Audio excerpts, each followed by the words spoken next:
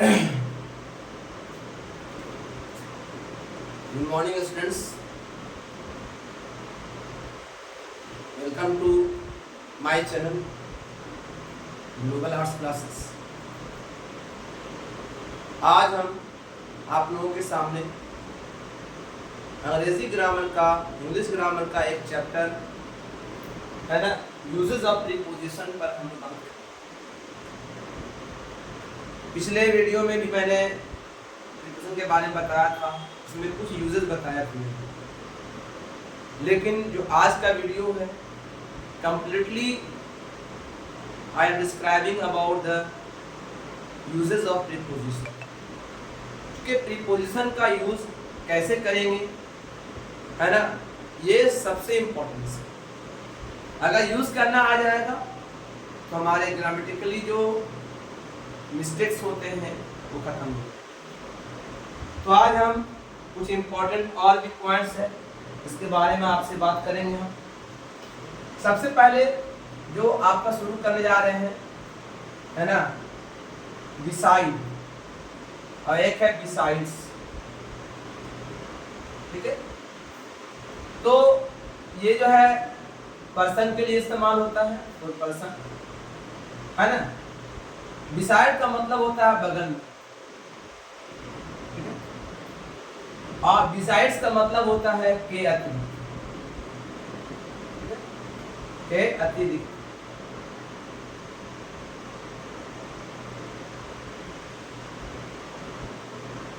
यानी के अलावा, ठीक है। तो यहां पर अगर हम इस्तेमाल करेंगे, बिसाइड का मतलब होता है बगल में। जैसे बोल सकते हैं I am standing beside you, है ना। या इस प्लेस के बारे में इस्तेमाल कर सकते हैं, जैसे कि my house is situated beside your house. तो प्लेस के बारे में इस्तेमाल कर सकते हैं। देखिए बिसाइड्स हो गया क्या तरीके, जैसे आई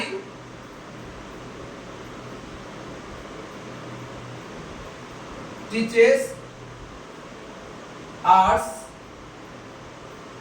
बिसाइड्स इंग्लिश। मतलब इंग्लिश के अतिरिक्त मैं आर्ट्स भी पढ़ाता हूँ।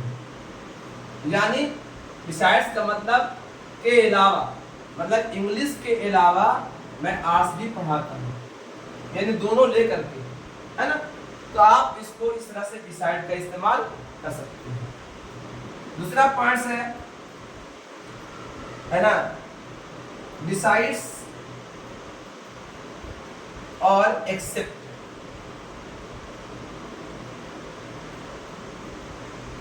ठीक है। तो बिसाइड्स का मतलब होता है के अतिरिक्त,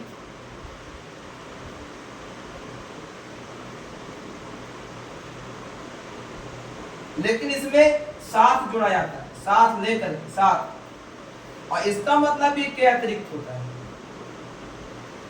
के अतिरिक्त, है ना। लेकिन इसमें हम विदाउट, मतलब उसके बिना, ठीक है।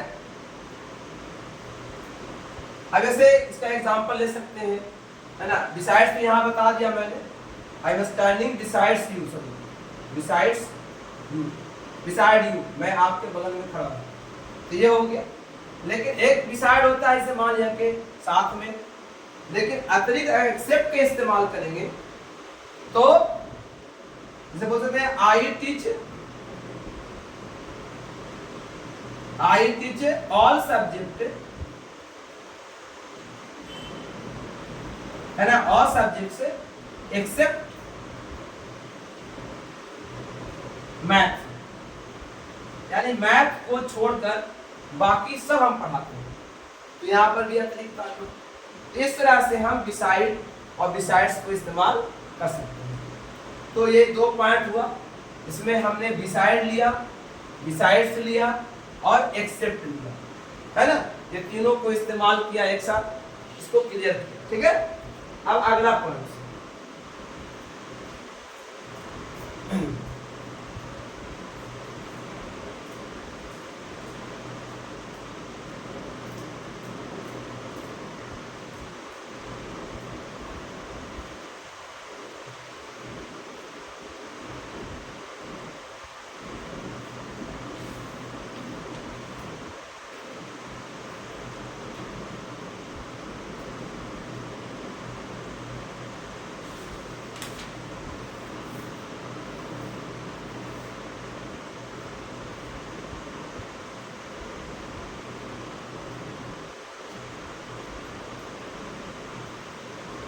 तीसरा पॉइंट है अपॉन, है ना, और ऑन टू। अपॉन का मतलब ही पर, है ना, ऑन टू का मतलब ही पर, ठीक है। लेकिन ये दोनों आ रहा है मोशन के लिए, दोनों में मोशन है ना, दोनों मोशन के लिए है। लेकिन ये इस्तेमाल जो होता है वो थिंग के लिए आता है, चीज के लिए, थिंग्स के लिए, और ये आता है पर्सन के लिए, पीपल के लिए आता है। जैसे मान लिया कि यहाँ पर जो है ना, एक टेबल बनाया हमने, ठीक है, हमने टेबल बनाया, टेबल पे मैंने कोई बुक रखा, है ना, तो आप बोल सकते हैं I put my book upon the table, है ना।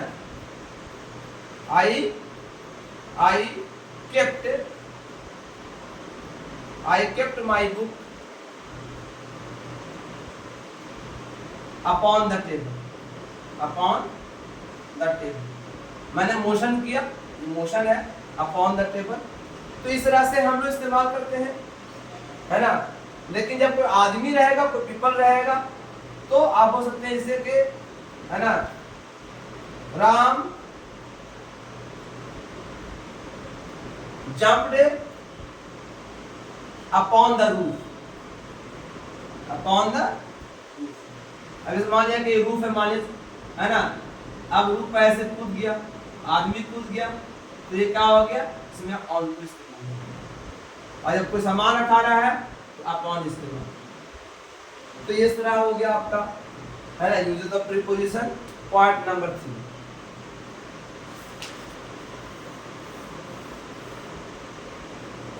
अगला आते हैं हम लोग, पॉइंट्स है ना, चौथा, आउटसाइड इनसाइड, ठीक है, आउटसाइड और इनसाइड, ठीक है। आउटसाइड का मतलब होता है बाहर की ओर, और इनसाइड का मतलब होता है अंदर की ओर, ठीक है। और ये दोनों जो है, आउटसाइड और इनसाइड जो है ना, ये बता रहा है कि ये डायरेक्शन बता रहा है, क्या है, डायरेक्शन, ठीक है। जैसे I went inside the house, I went inside the house, मैं घर के अंदर गया, ठीक है। या आप बोल सकते हैं आई केम आउटसाइड द हाउस, मैं घर के बाहर आया, तो ये डायरेक्शन बताता है ना। तो इस तरह से मैंने पॉइंट बताया 4, है ना। अगला पॉइंट है आपका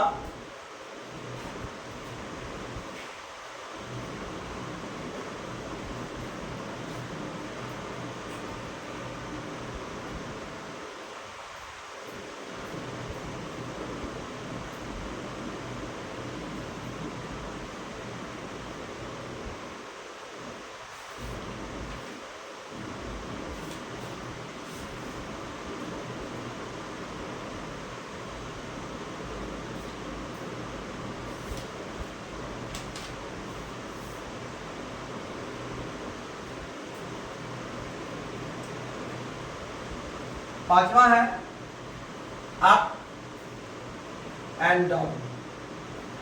ठीक है, अप का मतलब ऊपर और डाउन का मतलब नीचे। ठीक है, ये भी बता रहा है डायरेक्शन, क्या बता रहा है ना, डायरेक्ट मोशन बता रहा है। क्या बता रहा है? मोशन बता रहा है, दोनों बता रहा है मोशन। जैसे कि अब मान लिया कि ये सीढ़ी है, ठीक है, ठीक है, तो अगर ऊपर जा रहे हैं तो अप, गोइंग अप, ठीक है, नीचे आ रहे हैं तो गोइंग कमिंग डाउन, तो ये हो जाएगा डाउन, ये हो जाएगा अप। ठीक है, एक और होता है, समझे, छठा में देख लेते हैं, अपवर्ड एंड डाउनवर्ड। ठीक है, अपवर्ड एंड डाउनवर्ड, ये भी मोशन बता रहा है, ये भी मोशन में है। ठीक है, सेम मीनिंग दोनों का है, ऊपर की ओर, है ना। इसका भी आप इस्तेमाल कर सकते हैं, जैसे कि I am coming up, I am coming up the roof. ठीक है, ये बताया है ना।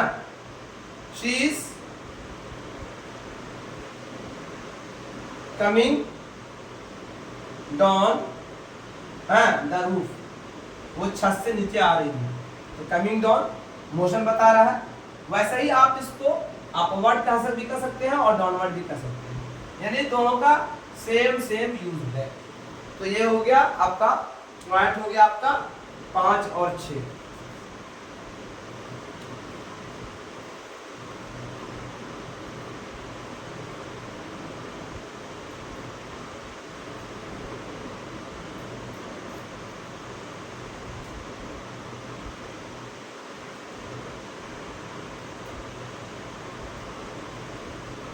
अगला है 7वां, जो है आपका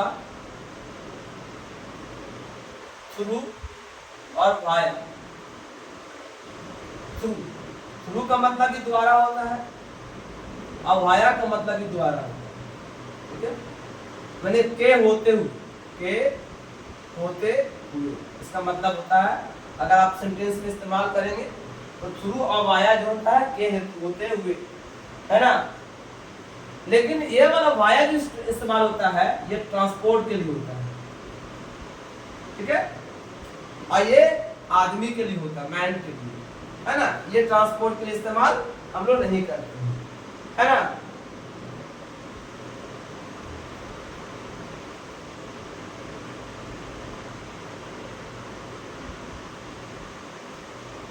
ठीक है, ये इंसान के लिए होता है, इंसान के द्वारा, जिसे बोलते हैं, है ना, I had done this work through you, है ना, आपके द्वारा मैंने काम करा। तो ये हो गया आपका के द्वारा, ये मैंटली है। लेकिन यहां पर आप बोलेंगे जैसे दिस बस गोस टू पटना वाया गया, तो गया से होते हुए जा रहा है तो उसको वाया इस्तेमाल करते हैं। अक्सर ट्रेनों में, है ना, लिखता है वाया इलाहाबाद, वाया बनारस, तो इसको हम इस्तेमाल करते हैं। ये हो गया आपका पॉइंट नंबर 7वां। अब आइए पॉइंट नंबर 8वां।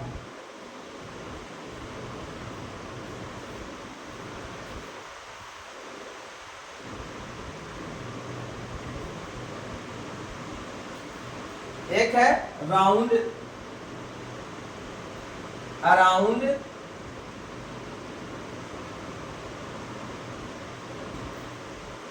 और एक है अबाउट, है ना।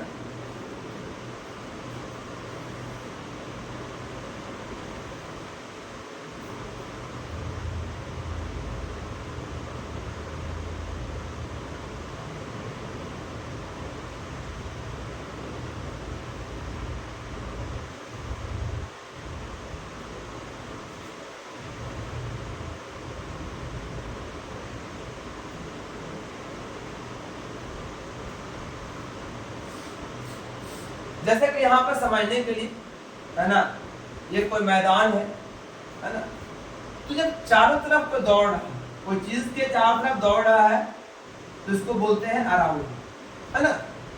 और कोई अगर चीज है ना, और वो अपने किल पर घूम रहा है, अपने अक्ष पर घूम रहा है, तो उसको बोलेंगे राउंड।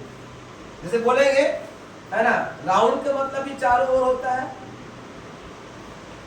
अराउंड का मतलब ही चारों ओर होता है, ठीक है। और अबाउट का मतलब ही होता है ना।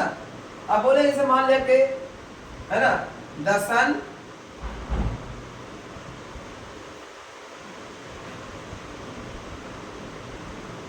moves, है ना, round axis, round its axis.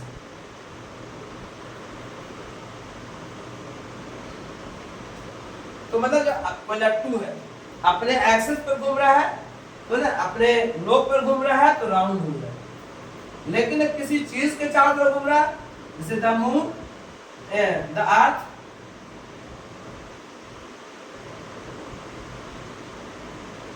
moves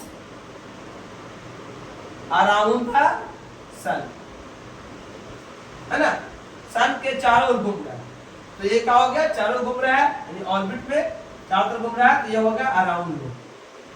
और अबाउट भी सेम इस्तेमाल होता है, अबाउट का मतलब भी होता है अगल बगल में चारों तरफ घूमना, है ना। जैसे कि आपको बोलता है ना, is moving about the house, मतलब चारों तरफ वो पता लगा रहा है, जांच कर रहा है ना। जैसे a thief is moving about the house, about मतलब घर के चारों ओर घूम रहा है ना, पता लगा रहा है कहां से सुराग है, तो उसमें भी अबाउट का इस्तेमाल करते हैं। ये पॉइंट नंबर हो गया 8।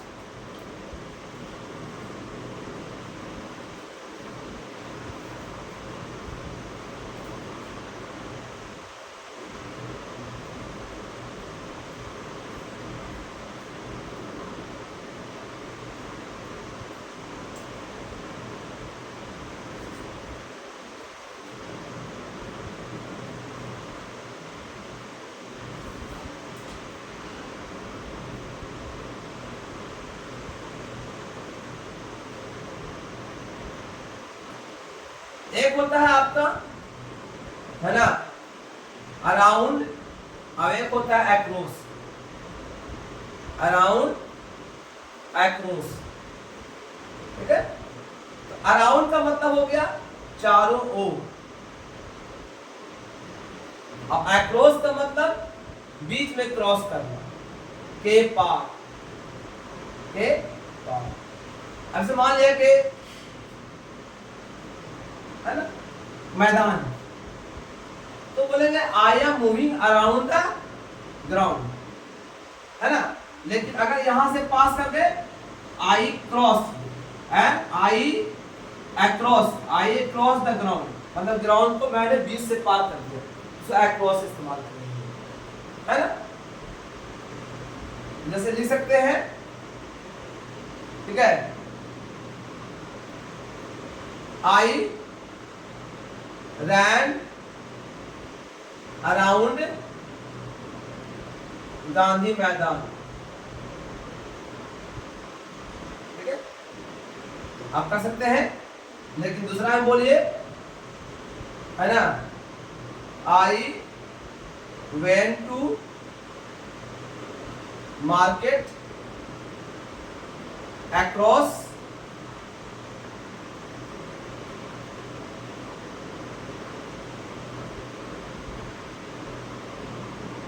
अक्रॉस द फील्ड, मतलब मैंने फील्ड को पार करके मार्केट गया। इस तरह से अक्रॉस का मतलब पार करना, और अराउंड का मतलब हो गया इसके चारों तरफ से पार किया। तो इस तरह से ये हो गया पॉइंट नंबर 9, और लास्ट पॉइंट है आज के दिन का, है ना।